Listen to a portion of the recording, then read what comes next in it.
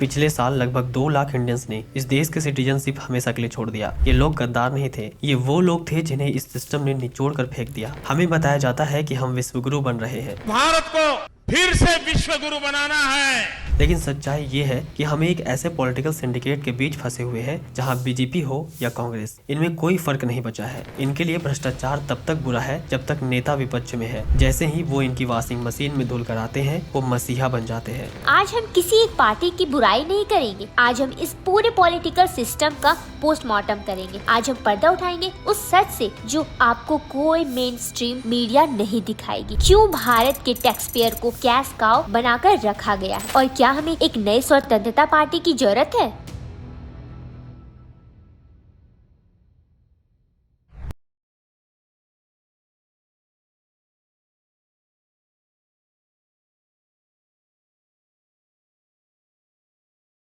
भारत के लोकतंत्र का सबसे बड़ा धोखा ये है कि हमें लगता है कि हम हर 5 साल में एक सरकार चुनते हैं, जबकि असल में हम सिर्फ एक सिंडिकेट के मालिक बदलते हैं। आज की हर बड़ी पार्टी, चाहे वो बीजेपी हो या कांग्रेस या फिर कोई रीजनल पार्टी ही क्यों ना हो, उनका कोर मॉडल विकास नहीं बल्कि वोट बैंक के सहारे खड़े रहना है। मतलब जनता को इतना मजबूर और गरीब रखो कि वो हर चीज के लिए सरकार का मुंह ताके। 2014 से पहले जब यूपीए सरकार जीएसटी लाने की कोशिश कर रही थी, तब उस वक्त गुजरात के सीएम नरेंद्र मोदी ने इसे एंटी फेडरल और स्टेट के लिए खतरा बताया था। जीएसटी कभी सफल नहीं हो सकती। पिछले 2 साल से लगातार हम जो सुधार करने के लिए सुझाव रखते हैं, भारत सरकार कोई सुधार के सुझाव को स्वीकार नहीं करती है।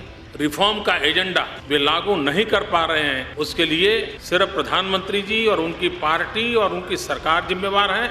लेकिन 2017 में वही बीजेपी इसे वन नेशन वन टैक्स का मसीहा बनाकर पेश किया। ये फ्लिप फ्लॉप सिर्फ एक पार्टी का नहीं है। कांग्रेस, जिसने 1991 में डॉक्टर मनमोहन सिंह के नेतृत्व में देश के दरवाजे लिबरलाइजेशन के लिए खोले थे, आज वही पार्टी राहुल गांधी के नेतृत्व में रीडिस्ट्रीब्यूशन और फ्रीबी पॉलिटिक्स की बातें कर रही है। जो पार्टी मार्केट इकोनॉमी लाई थी, आज वही पार्टी प्राइवेट सेक्टर को लुटेरा कह रही है। पिछले एक दशक में पॉलिटिकल हॉर्स ट्रेडिंग यानी नेताओं की खरीद फरोख्त एक नॉर्मल बिजनेस प्रैक्टिस बन गई है। महाराष्ट्र में अजित पवार पर खुद बीजेपी नेताओं ने 70,000 करोड़ के इरिगेशन स्कैम का आरोप लगाया था। मंचों से चक्की पीसिंग के नारे लगे थे, लेकिन सत्ता के लिए उन्हें डिप्टी सीएम बना दिया गया। काढता कोणी गडबड करण्याचा प्रयत्न केला तर त्याला सोडणार नाही। चक्की पीसिंग बंगाल में सुवेंदु अधिकारी और मुकुल रॉय जब तक टीएमसी में थे, बीजेपी उन्हें भ्रष्ट नेता कहती थी, लेकिन पार्टी बदलते ही उन पर लगे सारे दाग धुल गए। हेमंत बिस्वा शर्मा पर कांग्रेस में रहते वक्त बीजेपी वाटर स्कैम के आरोप लगाए थे। आज वो बीजेपी पार्टी से असम के सीएम है। जब नेता ही वॉशिंग मशीन में धुलकर अपनी सारी भ्रष्टाचार मिटा देते तो देश का सिस्टम कैसे सुधरेगा? आज भारत का डेब्ट टू जीडीपी रेशियो खतरनाक लेवल पर है। स्टेट जैसे पंजाब, हिमाचल और आंध्र प्रदेश की हालत ये हो गई है कि वो अपना रेवेन्यू का एक बड़ा हिस्सा सिर्फ पुराने कर्ज का ब्याज भरने में निकाल देते हैं। बिहार की इकोनॉमी का एक बड़ा हिस्सा सेंट्रल ग्रांट पर चलता है, लेकिन स्टेट पर कर्ज लगभग 3 लाख करोड़ के पार जा चुका है। इसके बावजूद वहाँ के नेताओं का फोकस नए इंडस्ट्री लगाने पर नहीं बल्कि कास्ट सेंसस और मुफ्त की घोषणाएं पर रहता है, ताकि वोट बैंक सलामत रहे। यही हाल झारखंड का है, जो मिनरल से अमीर होने के बावजूद आज कर्ज के बोझ पर दबी है। झारखंड पर लगभग 1.3 लाख करोड़ का कर्ज है, लेकिन इलेक्शन आते ही वहाँ की सरकार भी मैया सम्मान योजना जैसे कैश ट्रांसफर में लगी है, जबकि यहाँ के यूथ को रोजगार के लिए दूसरे स्टेट में भागना पड़ता है। लेकिन नेताओं का सॉल्यूशन क्या है? चुनाव जीतने के लिए लोगों को फ्री की चीजें या पैसा बांटना। वैसे बीजेपी रेवड़ी कल्चर की बुराई किया करती थी। आजकल हमारे देश में मुफ्त की रेवड़ी बांटकर वोट बटोरने का कल्चर लाने की भरसक कोशिश हो रही है। ये रेवड़ी कल्चर देश के विकास के लिए बहुत घातक है। लेकिन एमपी इलेक्शन जीतने के लिए लाडली बहना स्कीम में दबाकर कैश बांटा। ये वही पुरानी खेल है, आपकी जेब से टैक्स निकालो और इलेक्शन के वक्त वोट खरीदने में लगा दो। कांग्रेस रूल्ड हिमाचल और कर्नाटक की हालत देखिए। हिमाचल में हालत ये है कि सरकारी कर्मचारियों की सैलरी देने के लिए पैसे नहीं है, लेकिन चुनाव जीतने के लिए मुफ्त की घूसखोरियां पूरी करनी पड़ रही है। महिलाओं को शक्ति योजना के नाम पर फ्री बस ट्रैवल का लालच देते हैं, जिससे स्टेट के ट्रांसपोर्ट कॉर्पोरेशन कर्ज में डूब जाती है। फिर गृह ज्योति के नाम पर 200 यूनिट मुफ्त बिजली बांटी जाती है, लेकिन उसकी भरपाई करने के लिए इंडस्ट्रीज पर टैक्स बढ़ा दिया जाता है, जिससे धंधा बंद हो रहा है। सबसे बड़ा बोझ है गृह लक्ष्मी स्कीम, जहां हर महीने महिलाओं को 2-2 हजार कैश बांटे जाते हैं। इससे अकेले स्कीम का बजट साल का 30,000 करोड़ रुपए है। इसका नतीजा क्या निकला? कर्नाटक के डिप्टी सीएम खुद ऑन कैमरा मानते हैं कि उनके पास नए रोड, ब्रिजेस या इंफ्रास्ट्रक्चर के लिए 1 रुपया भी बजट नहीं बचा। ये है सियासी सिंडिकेट की असलियत। हमें लगता है कि हमने 2014 में बदलाव चुना था, लेकिन ध्यान से देखिए तो क्या वाकई कुछ बदला है? सच्चाई ये है कि बीजेपी और कांग्रेस एक ही थाली के चट्टे बट्टे हैं। दोनों पार्टी बिग गवर्नमेंट पर विश्वास रखती है। बिग गवर्नमेंट का मतलब है कि सरकार ही तय करेगी कि आप क्या बेचेंगे, कैसे और कितना टैक्स देंगे। भारत में आज भी इंस्पेक्टर राज मरा नहीं है, बस उसने डिजिटल चोला पहन लिया है। एक आम बिजनेसमैन को आज भी 100 से ज्यादा कंप्लायंस से गुजरना पड़ता है। एमएसएमई सेक्टर, जो हमारी इकोनॉमी की रीढ़ की हड्डी है, वो जीएसटी और नए रेगुलेशन के नीचे दबा जा रहा है। बीजेपी ने कांग्रेस की मनरेगा और फूड सिक्योरिटी एक्ट को खड्डा खोदने वाली स्कीम कहा था। मनरेगा आपकी विफलताओं का जीता जागता स्मारक है। आजादी के 60 साल के बाद आपको लोगों को गड्ढे खोदने के लिए भेजना पड़ा। ये आपकी विफलताओं का स्मारक है और मैं गाजे बाजे के साथ इस स्मारक का ढोल पीटता रहूंगा। लेकिन सत्ता में आते ही बीजेपी ने प्रधानमंत्री गरीब कल्याण अन्न योजना के तहत करीब 80 करोड़ लोगों को मुफ्त राशन दे रही है और इसे अपनी सबसे बड़ी उपलब्धि बताती है। लेकिन सवाल ये है कि इस मुफ्त का पैसा आ कहां से रहा है? सच तो ये है कि जब आपका इनकम टैक्स कटता है तो दोनों पार्टी का हाथ बराबर चलता है। पिछले 10 सालों में डायरेक्ट टैक्स कलेक्शन 300% से ज्यादा बढ़ गया है, लेकिन मिडिल क्लास के लिए टैक्स स्लैब में कोई खास राहत नहीं मिली। उल्टा सरकार ने टैक्स के ऊपर सेस और सरचार्ज का ऐसा जाल बुना है जिससे आप बच नहीं सकते। पहले आप अपनी मेहनत की कमाई पर इनकम टैक्स देते हैं, फिर उसी टैक्स के ऊपर हेल्थ और एजुकेशन के नाम पर सेस देते हैं, और अगर आपने थोड़ी और ज्यादा मेहनत कर ली और आपकी कमाई बढ़ गई तो सरकार आप पर सरचार्ज का जुर्माना ठोक देती है। यानी टैक्स ऑन टैक्स का वो चक्कर जो कभी खत्म नहीं होता। सरकार आपसे सीधा टैक्स मांगते हुए डरती है, इसीलिए वो पीछे के दरवाजे से सेस और सरचार्ज जैसे नए नए नाम देकर आपकी जेब साफ करती रहती है। 2011 में अन्ना हजारे ने भ्रष्टाचार से तंग आकर एक बड़ा जन आंदोलन खड़ा किया। यह आंदोलन सिर्फ नारेबाजी नहीं था, बल्कि सिस्टम के खिलाफ आम जनता का गुस्सा था। लाखों लोग सड़कों पर उतरे, सरकार पर दबाव बना और लगा कि अब राजनीतिक बदलने वाली है। लेकिन इसी आंदोलन के भीतर एक बड़ा टकराव पैदा हुआ। अन्ना हजारे बार बार कहते रहे कि इस आंदोलन को राजनीतिक पार्टी में मत बदलिए। उनका साफ मानना था कि सत्ता की राजनीतिक आंदोलन की नैतिक ताकत को कमजोर कर देगी। लेकिन इसके बावजूद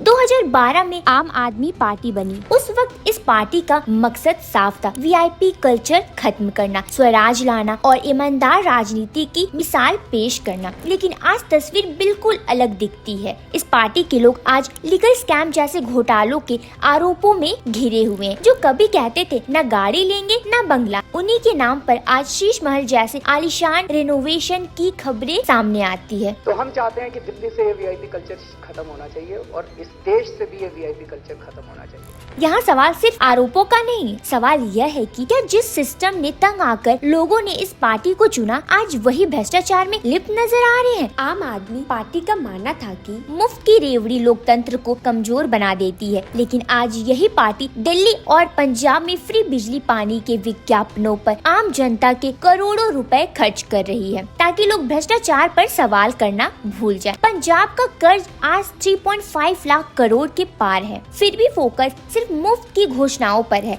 बीजेपी ने भी तब अन्ना के आंदोलन का समर्थन सिर्फ इसलिए किया था ताकि वो कांग्रेस को सत्ता से बेदखल कर सके। जैसे उस समय जयप्रकाश जी ने भ्रष्टाचार के खिलाफ बिगुल बजाया था, आज अन्ना हजारे जी बिगुल बजा रहे हैं।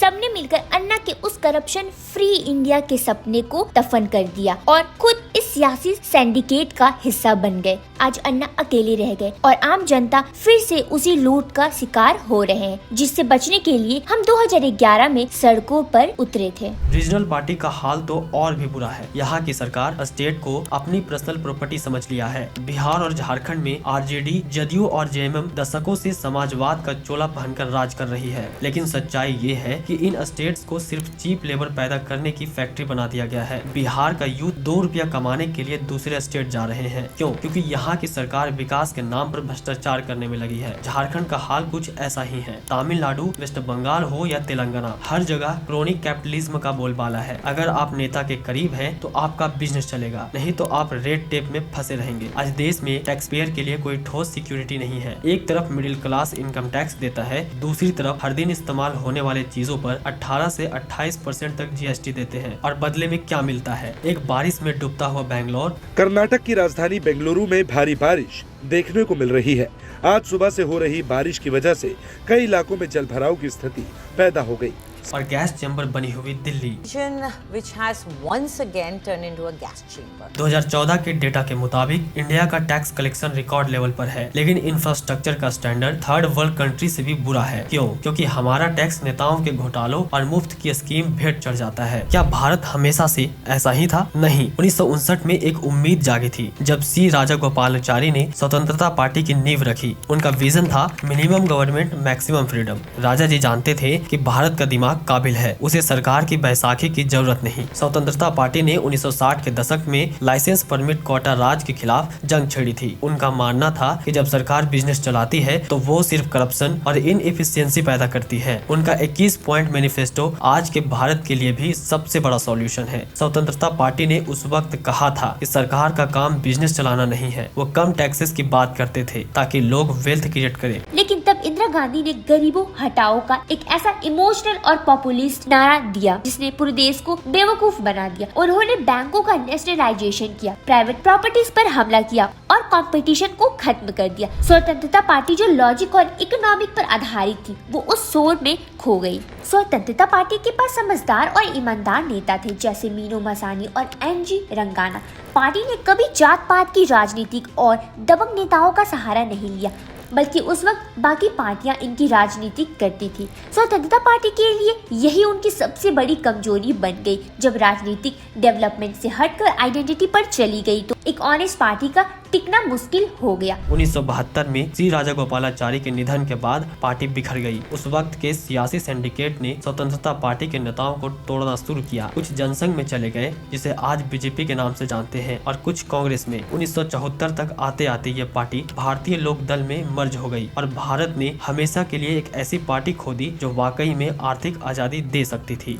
तो अब रास्ता क्या है? हमें एक ऐसी पार्टी चाहिए जो राइट विंग सिर्फ नाम की ना हो बल्कि लाइबर्टेरियन प्रिंसिपल पर चले। आज हर पार्टी कास्ट सेंसस की बात करती है ताकि रिजर्वेशन के नाम पर हमें और बांटा जा सके, लेकिन क्या किसी पार्टी ने ये कहा है कि वो इनकम टैक्स को हमेशा के लिए खत्म करेगी? हमें एक ऐसी पार्टी चाहिए जो मेरिटोक्रेसी को लाए, जहां काबिल इंसानों को उसकी पहचान की वजह से नहीं बल्कि उसके हुनर की वजह से मौका मिले। पिछले साल लगभग 2 लाख काबिल इंडियंस ने अपनी सिटीजनशिप छोड़ी क्योंकि उन्हें सिस्टम ने निचोड़ दिया था। भारत को ब्रेन ड्रेन से ब्रेन ग्रेन की तरफ ले जाने के लिए हमें इकोनॉमिक फ्रीडम चाहिए। हमें एक ऐसी पार्टी चाहिए जो इनकम टैक्स को खत्म करे ताकि मेहनत करने वालों के पास पैसा बचे, प्रॉपर्टी राइट्स को फंडामेंटल राइट बनाए, सरकार को बिजनेस से पूरी तरह बाहर निकाले। वक्त आ गया है नई स्वतंत्रता पार्टी का, एक ऐसी पार्टी जो जात पात और धर्म के बजाय सिर्फ पैसा, प्रोग्रेस और पर्सनल फ्रीडम की बात करे। अगर हम आज नहीं जागे तो हम आने वाली पीढ़ियों को एक कर्ज में डूबा हुआ भारत देकर जाएंगे। इसे रिपेयर करने का वक्त निकल चुका है,